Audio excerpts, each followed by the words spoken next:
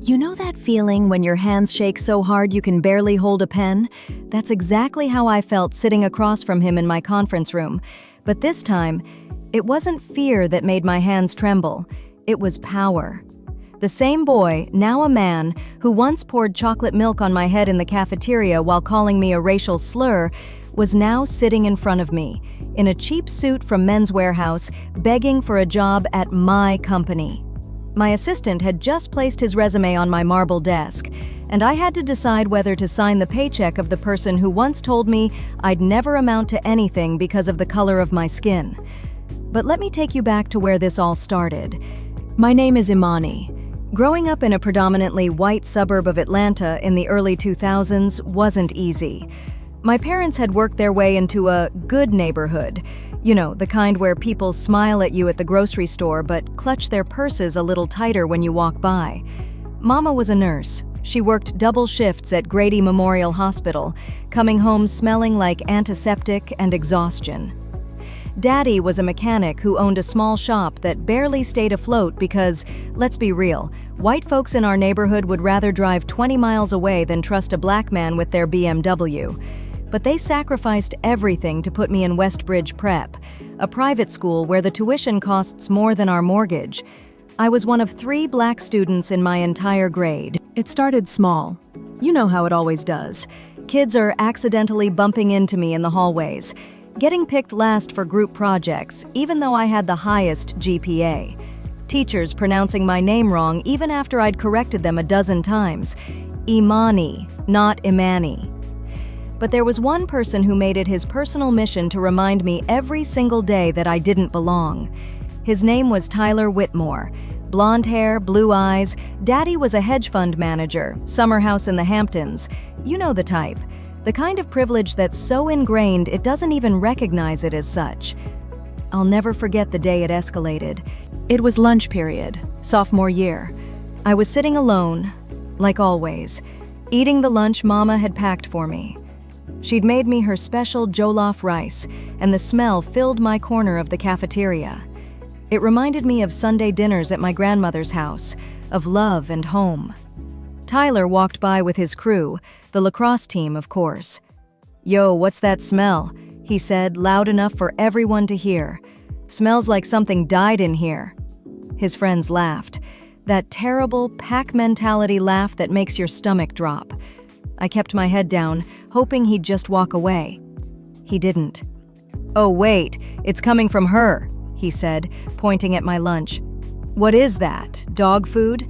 Is that what y'all eat?" My face burned, not from anger, not yet, from shame, from wanting to disappear. "It's jollof rice," I said quietly, my voice barely above a whisper. "Joel what? Speak English. Oh wait, I forgot. You people have your own language, right?" You people. Those 2 words hung in the air like poison. And then he did it. He picked up his chocolate milk and poured it all over my head. It dripped down my face, into my hair that Mama had spent an hour braiding the night before, onto my favorite purple hoodie. The cafeteria erupted in laughter. I just sat there, frozen, humiliated, sticky, small.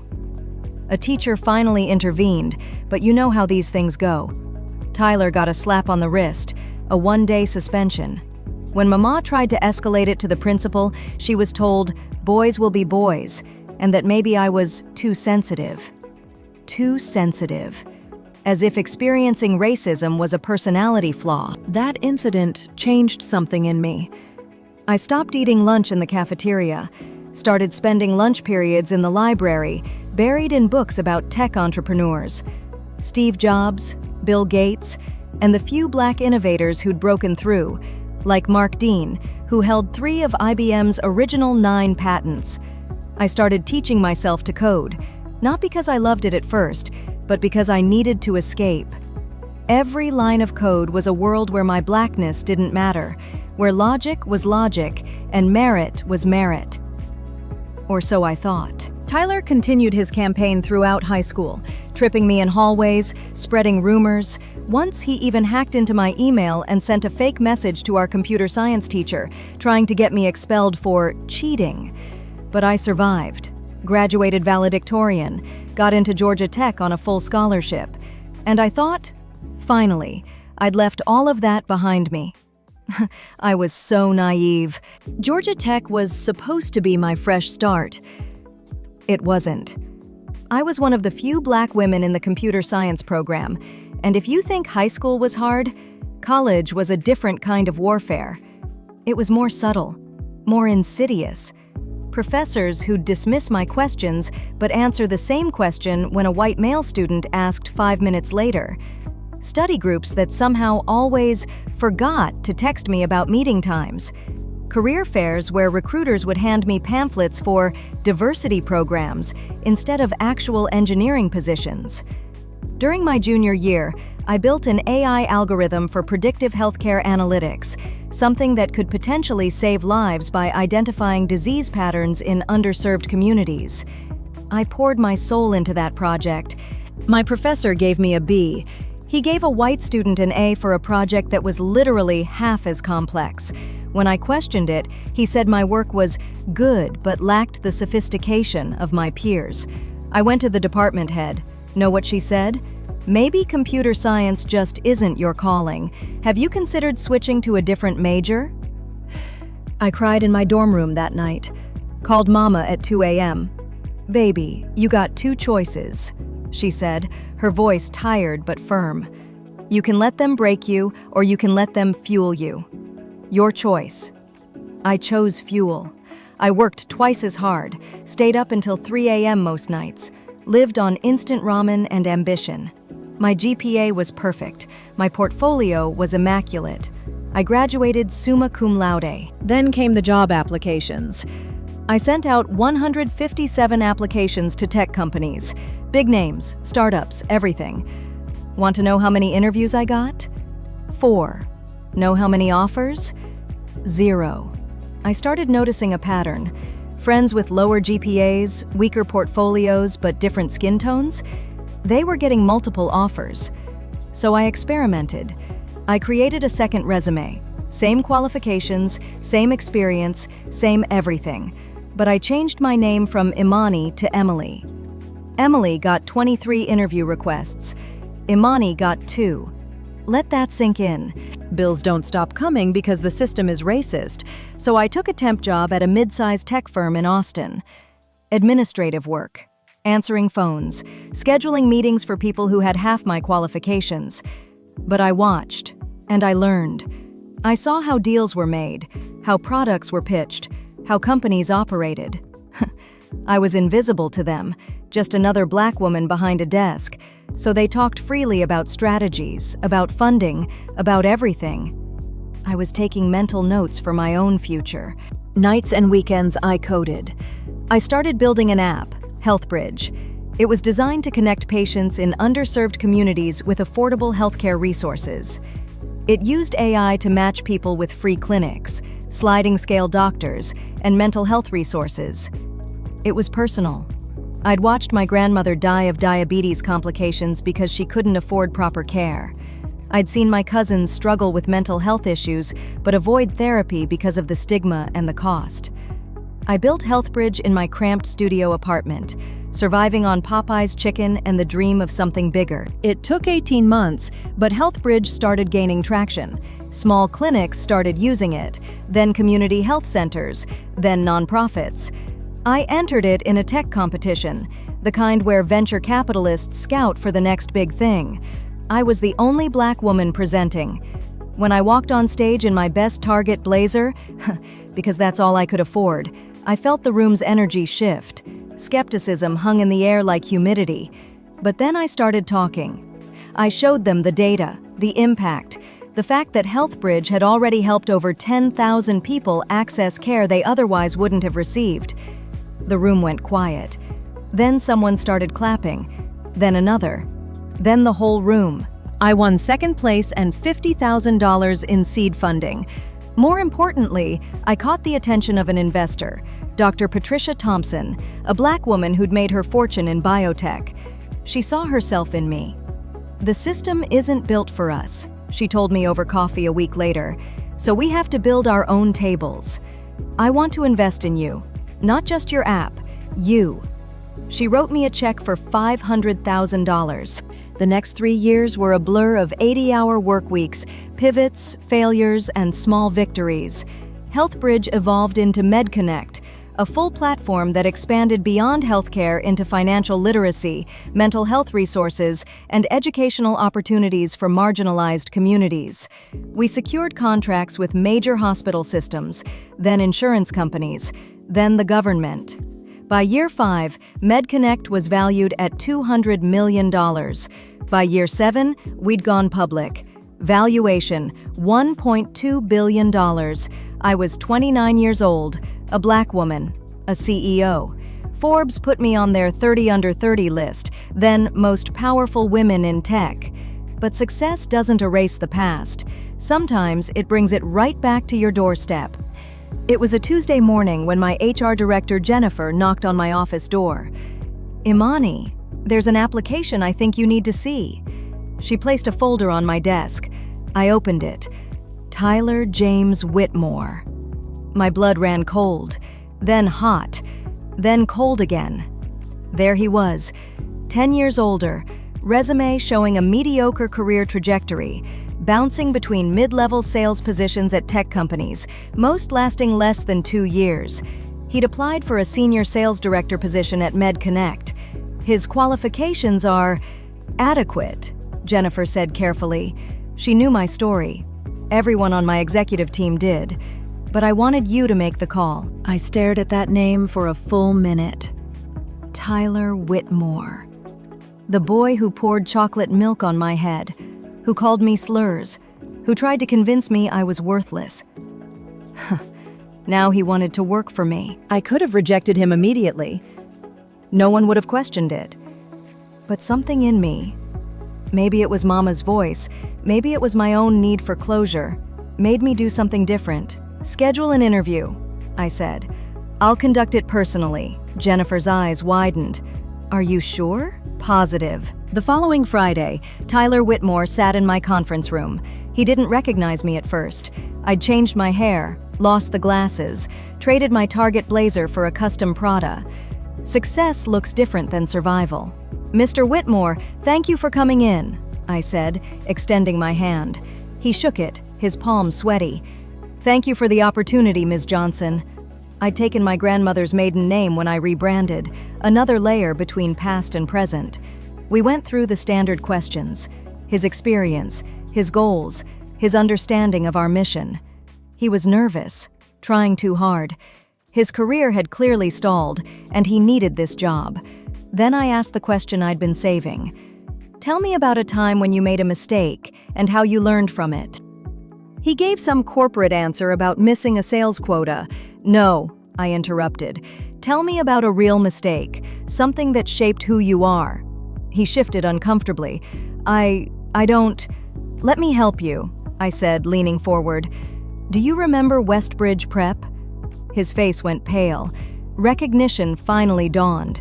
His eyes widened. "Imani?" he whispered. "Dr. Imani Johnson, CEO of MedConnect," I corrected.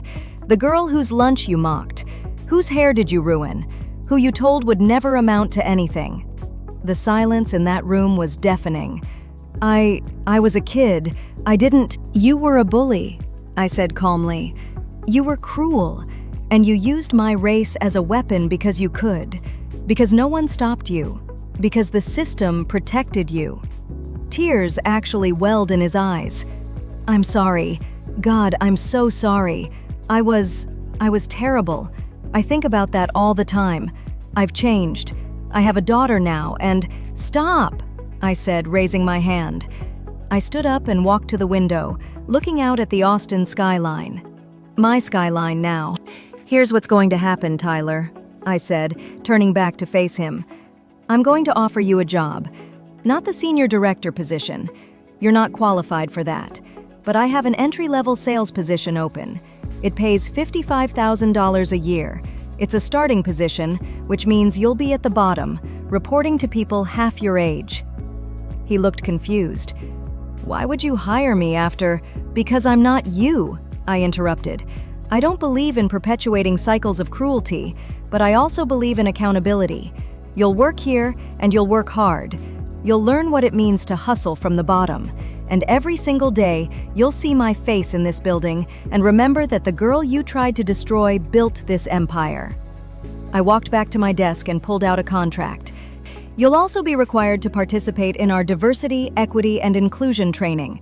You'll mentor young people from underserved communities. You'll do the work to understand the damage that racism causes. Not for me, I don't need your redemption. But because if you have a daughter, she deserves better than to inherit your old prejudices." His hands trembled as he took the contract.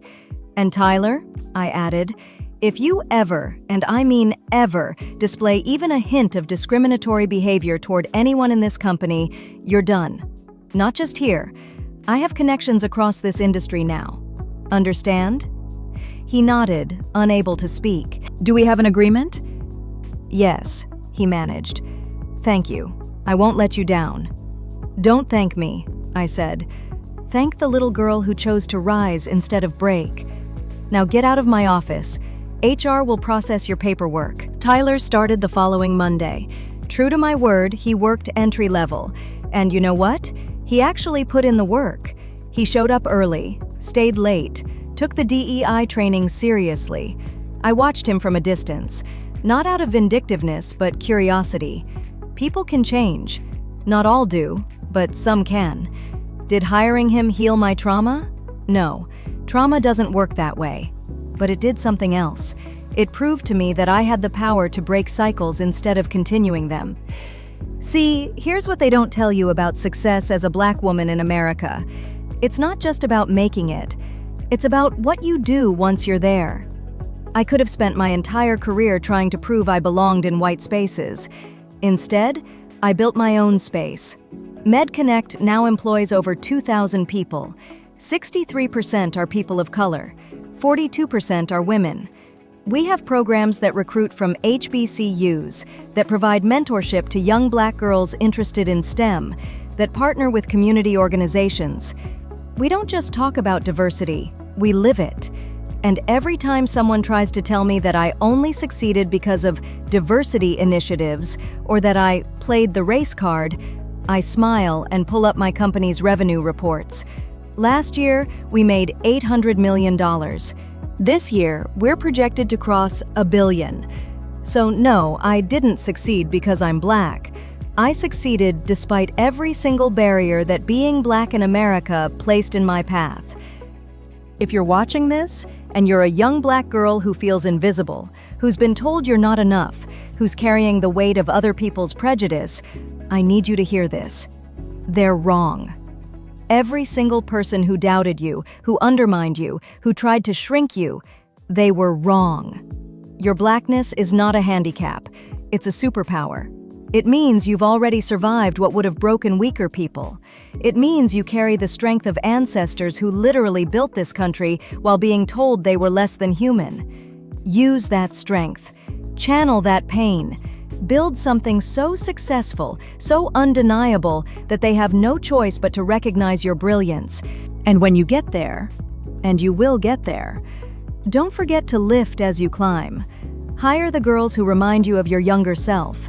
Mentor the ones who are struggling. Create pathways that didn't exist for you. That's how we win. Not by getting a seat at their table, but by building better tables. Do I think about Tyler sometimes? Sure, but not the way you'd think. I don't think about him with anger anymore. I think about him as a reminder of how far I've come.